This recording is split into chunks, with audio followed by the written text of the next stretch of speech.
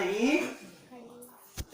तो मैया के पास पहले तो वे रोते रहे कन्हैया, रोते रोते रोते मैया कन्हैया की आंखों में थोड़ा काजल लगा देती थी, रात को तैयार करती थी। तो कन्हैया ने बहुत आंखें करी, सो ये जगन्नाथ भगवान की आंखें बन गई, पूरा काजल फैल गया।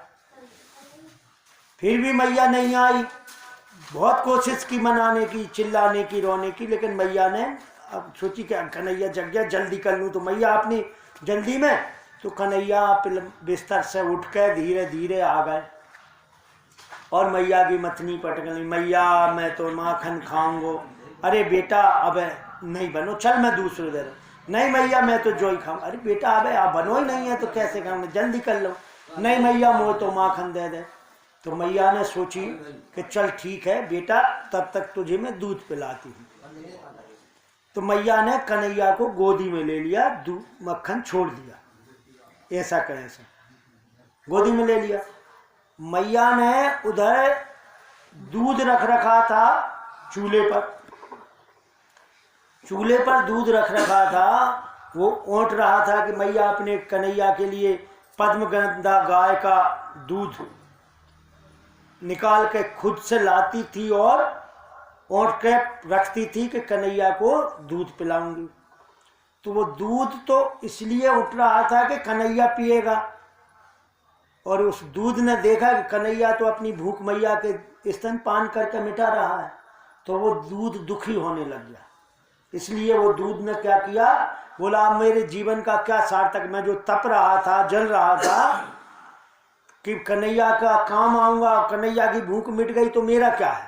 तो वो दूध अपने आप को नष्ट करने, जल के ऊपर से उफन के बाद मैं आग में ही जल जाऊं, उफनने लगा। इधर कन्हैया मैया के दूध पीते पीते अचानक मैया से पूछने लगे, मैया ये बता तो दूध प्यारो लगे कि पूत प्यारो लगे। मैया बोली बेटा तो कैसी बात पूछ रहा हो तू। नहीं मैया बता, सही बता, तो दूध से ज्यादा प्रेम है कि मेरे से पूत से ज्यादा प्रेम है। मैया बोली बेटा मुझे दूध को का लेने देने है, मैं तो पूत से, मेरो तू तो लाला मेरो सबसे प्यार है, मैं तो सबसे ज्यादा प्यार तू से करूं। अरे दूध को तो बेटा तेरे ताई में जो है संभाल कर रख लो कि मेरे लाला अच्छो खूब खाएगो पिएगो, मैं वाय खूब खिलाऊंगी पिलाऊंगी, तो वो मोटता जो हो जैसे मैं संभाल दूं दूध को, नहीं दूध से का लेने देने, मेरे तो तू ही सब कुछ है। तो कन्हैया बड़े खुश हो रहे, अच्छा मैया तो तुम वो मुझे ज्यादा प्रेम करे। और तब तक मैया ने देखो वो चूल्हे पे दूध फैलन लगा। मैया ने सुनी कि मैं दूध ने सुनी कि मेरे तो कछु भाई नहीं है, सो वो दूध उबन गया, मैया की नजर गई, सो मैया ने कन्हैया दरो जोर से नीचे और चले गए। सो कन्हैया कहने लगे देख ले मैया, अबे हाल तो कह रही थी पूत प्यारो लगे, और जैसे ही दूध उफन तो देखो तो पूते तो पटक दा और दूधे उठावे चली गई। तो इसका मतलब तो दूध से ज्यादा प्रेम है, पूत से कोई प्रेम नहीं है। गुस्सा हो गई मैया, ऐसे ही कह रही है मेरा मन बहलावे, देखा दूध जरा ही फैला तो पटक के चली गई मेरे नाम। सो कन्हैया उठे और भाई एक उठा डंडा, और जो मटकिया में दही बहा रही थी सो वाह मटकिया और वाह मटकिया, और जो जो मटकियां रखी थी गुस्से में कन्हैया ने सारी मटकियां फोड़ दी। पूरे आंगन में दूध दही की कीच मच गई। अब कर तो दही गुस्सा में, अब जो का हो गया भैया, बहुत गड़बड़ हो गई। अब कन्हैया रोनी सूरत बना के बाहर की तरफ निकल गए और रोने लगे बाहर बैठ के कि मैया मुझे प्रेम नहीं करे है। अब मैया जैसी आई तो देखी आंगन में, अरे राम राम, मेरे ददिया सास के जमाने की कोई मटकिया चिकनी चिकनी सब फोड़ नहीं जाने, तो कैसे कैसे मैं इतने दिनों से संभाल कर रखी थी। मेरे बताओ ददिया सास के जमाने की मथनियाँ थी भावे की। अरे जो तो सही में ही गोपियाँ कहते सही बात कहते, जब घर में ही जाने कितना उपद्रव कर दो। अब मैया बोली अब जाए कछु डांटने पड़ेगी, आज तो पकड़ी भी गई है बात, और गलती भी है, और गलती होता है तो गलती में ना डांटो तो बच्चा और बिगड़ जाता है। तो एक काम करती हूँ, आज जाए अच्छे से डांटती हूँ। और मैया ने उठाई एक डंडी, डंडी उठाई मैया ने और मैया बाहर निकली। वो कन्हैया ने देखी मैया के हाथ में तो भैया डंडी है। अब क्या होगा, मैया मारेगी। सो कन्हैया ने दौड़ लगा दी और कन्हैया आगे मैया पीछे पीछे चल दिया, दौड़ लगा दी, चल रही है दौड़। अब कन्हैया और मैया में बहुत अंतर है।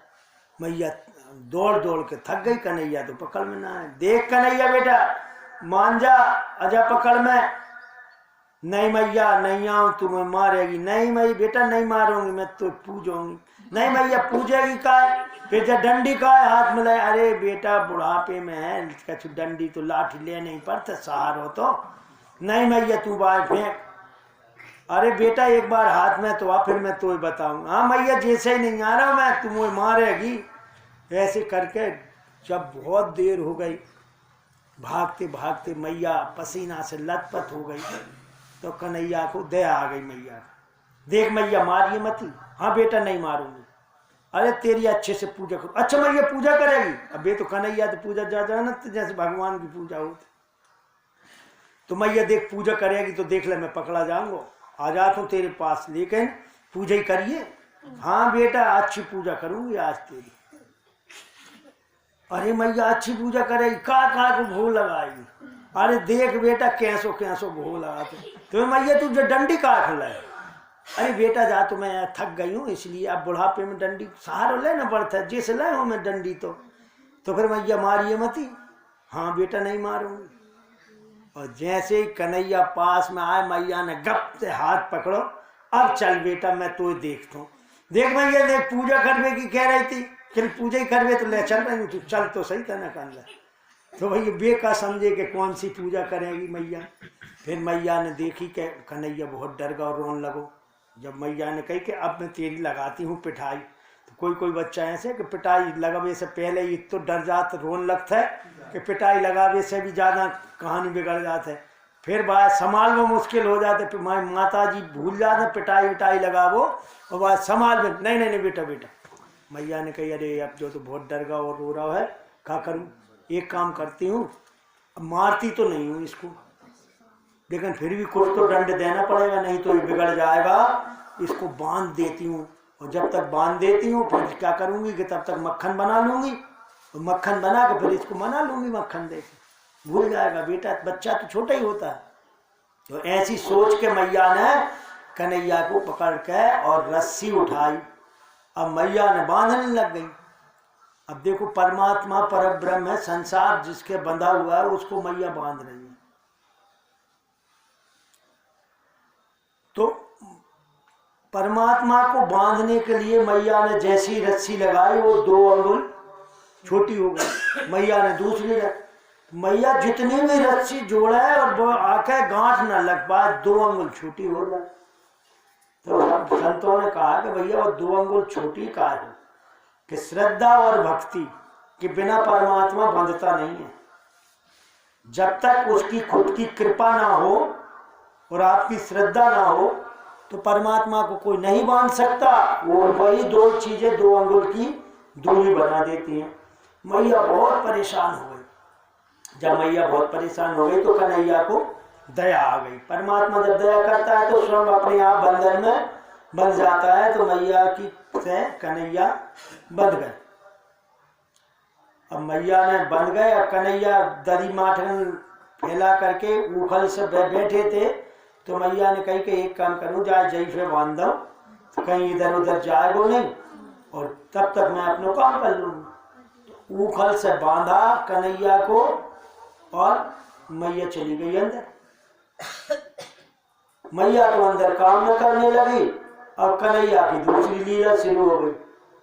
कन्हैया ने क्या किया, उस उखल को घसीटना शुरू किया और घसीटते घसीटते आंगन में पहुंच गए। आंगन में 2 यमला अर्जुन के वृक्ष खड़े थे। अर्जुन वृक्ष, जिसको अपनी भाषा में शायद कोहा ऐसा कहते हैं, कोहा अर्जुन वृक्ष होते हैं। तो 2 अर्जुन वृक्ष खड़े थे, बड़े विशाल वृक्ष। उनके बीच से निकल गए। तो कन्हैया तो निकल गए और उखल तिरछा होकर के फंस गया। तो जैसे ही फंसा, कन्हैया ने थोड़ा झटका दे दिया, झटका दिया तो दोनों वृक्ष जड़ से उखड़ गए। और जैसे ही वो वृक्ष जड़ से उखड़े, प्रकृति को रोक दिया, उसमें से दो दिव्य पुरुष प्रकट हो गए। अब वो दिव्य पुरुष थे कौन? नल और कुंवर। नल कुंवर कुबेर के पुत्र थे। एक बार ये नल कुंवर दोनों यमुना में स्नान कर रहे थे, उधर से दुर्वासा ऋषि निकले। ये एक तो धनवान, कुबेर के पुत्र तो धन की क्या कमी, धनवान थे, फिर रूपवान। तो जब धन हो, रूप हो, युवा अवस्था, बल हो, तो आदमी भूल जाता है कि क्या सही है क्या गलत है। तो यमुना में ये निर्वस्त्र स्नान कर रहे थे स्त्रियों के साथ, जल क्रीड़ा, जल विहार। तो वहां से दुर्वासा निकले तो स्त्रियों ने तो वस्त्र पहन लिए और ऋषि को नमस्कार किया, और ये ऐसे नग्न के नग्न, दंडवत महाराज। सो दुर्वासा जी को गुस्सा आ गई, बोले मूर्खो, वृक्षों की तरह बिल्कुल जड़ की तरह खड़े हो, शर्म नहीं आ रही तुमको? जाओ तुम जड़ बन जाओ। वृक्ष बनने का श्राप दे दिया। अब पैरों में गिर गए, महाराज गलती हो गई, क्षमा करो, हम तो मूर्ख हैं, आप तो ऋषि हो, आप तो संत हो, आप पे तो दया करना चाहिए, हम जैसे मूर्खों का कैसे कल्याण होगा। तो ऋषियों को क्या है, गुस्सा भी जल्दी आती है तो दया भी आ जाती है, और जिसको ऋषि का श्राप मिला उसका कल्याण होगा। बोले ठीक है, अब भाई वृक्ष तो तुम बनोगे, जड़ तो तुम्हें बनना पड़ेगा, पर जड़ भी बनोगे तो गोकुल में जाकर नंद के दरवाजे पर रहोगे। वहां भगवान जब अवतार लेंगे तुम्हारा उद्धार कर देंगे, तुम मुक्त हो जाओगे। तो आज वो समय आया, तो उन्होंने भगवान की बड़ी ही स्तुति की कि हे भगवान, हम ऐसी स्थिति में आ गए थे, मदांध थे, और आपने हम पर कृपा कर दी, तो अब हमें ऐसा वरदान दो कि हमारी नेत्र जब भी देखें तो आपके रूप को देखें, कान हमारे जब भी सुने तो हम आपके गुणों का श्रवण करें, हाथों से हमारा कुछ हो तो आपकी सेवा हो, पैरों से यदि हम चलें तो आपके पथ पर चलें, आपके धाम की ओर यात्रा करें। हमें हमेशा आप अपने शरण में लेकर ऐसे आशीर्वाद दीजिए प्रभु कि हमारा मन, वाणी, कर्म आपके चिंतन में लगा रहे। भगवान ने उनको आशीर्वाद दिया। अब दोनों चले गए। तब तक योग माया से वो समय स्थिर रहा, किसी को आवाज भी नहीं सुनाई। जब वो वृक्ष से निकले दिव्य पुरुष चले गए, तब जाकर वो धड़ाम की आवाज सबको सुनाई दी। तो इतने भयानक धड़ाम की आवाज यशोदा मैया ने सुनी।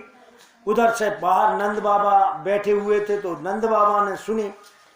सब देख कर दौड़े, तो क्या देखते हैं कि दोनों इतने भारी वृक्ष उखड़े पड़े हैं, और बीच में कन्हैया उखल से बंधे मुस्कुरा कर खींचते चले आ रहे हैं।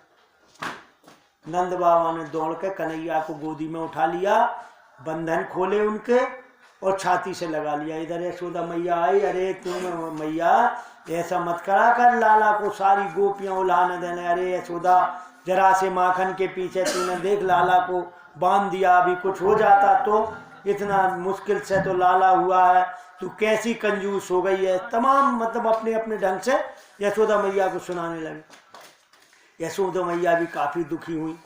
नंद बाबा ने लाला को समझाया, डर गए, गोदी में लगाया और मैया को दिया। मैया गोदी में लेके लाल लड़ाते हुए कन्हैया को ले गई। अब कन्हैया को तो ले गई, परंतु अब जरूर नंद बाबा बहुत डर गए। सभा इकट्ठी की कि भैया देखो, जब से मेरा ये लाला पैदा हुआ है छोटा वाला, तब से कुछ ना कुछ समस्याएं हमारे साथ जुड़ी हुई हैं। अब जब बताओ, पैदा हुआ, पूतना आ गई, हवा में उड़ गया, गाड़ी टूट गई, कुछ ना कुछ चलता रहता है। इसका मतलब ये जगह जो है, और आज तो हद ही हो गई भाई, ना हवा चली ना कुछ हुआ। इतने पुराने जमाने के खड़े इतने बड़े बड़े वृक्ष अपने आप गिर गए। अब किसको पता कि भाई गिरे कैसे। तो भैया अब मुझे ऐसा लगता है कि ये जगह मेरे लाला को फली नहीं है, और जब ये जगह मेरे लाला को नहीं फली तो ऐसी जगह से मुझको क्या लेना देना। भले ही यार महल है मेरे, मगर मेरे लाला को जो अच्छा नहीं है, जहाँ सुख शांति नहीं है, वहां मैं नहीं रहूंगा, अब मैं ये जगह छोड़कर जाऊंगा। ग्वाल बाल कहने लगे अरे बाबा ऐसे कैसे जाओगे? कहने नहीं भाई मैं तो जाऊंगा। कहने लाला बाबा लाला तेरो अकेलो तेरो ही है का? अरे तेरे लाला जब जगह नहीं भली तू जाएगा तो कहा हम जा रहेंगे, हम जा रहे के क्या करेंगे? अरे जहाँ तू जाएगा लाला लेके भाई हम जाएंगे। तो कहने लगे भैया आप विचार करो, कोई जगह ढूंढो, कोई अच्छी सी जगह ढूंढ लो जिससे कि अपन वहाँ चले, अब वहाँ रहेंगे जहाँ लाला सुखी रहेगा। तो भैया बाबा की स्थिति देखो कि भगवान के निमित्त भगवान उन्होंने अपने घर के सुख संपत्ति को छोड़ दिया। तृण की तरह, तिनके की तरह कोई घर छोड़ पाता है? पर छोड़ दिया। क्यों? कि मेरा कन्हैया मेरा जो है लाला सुखी रहेगा, चाहे हम जंगलों में रह लेंगे। और गोकुल से वृंदावन चले गए रहने के लिए। अब वृंदावन में वहां क्या था? जंगल में जाकर रहना था। फिर बाद में उन्होंने जैसे रचना रची होगी अलग बात है, पर गोकुल में तो उनका घर था, राजमहल थे, सारी व्यवस्थाएं सुख सुविधाएं थी, परंतु उन्होंने एक झटके में उन सब सुख सुविधाओं को भगवान के लिए त्याग दिया। तो भगवान कहते हैं मेरे लिए जो त्याग करता है उसकी सारा योग क्षेम बहाम महम, मैं उसकी सारी व्यवस्था मैं करता हूँ। तो अब सब लोग विचार करने लगे कि भैया चला कहाँ जाए। तो उन्हें विचार करने दो, रात भर विचार करेंगे, तब अपन सुबह पूछेंगे कि भैया कहाँ जाना है। बोले वृंदावन बिहारी लाल की जय, भक्त वत्सल भगवान की जय, लख सांचे दरबार की जय, सर्वेश्वरी राधा रानी की जय। कम टाइम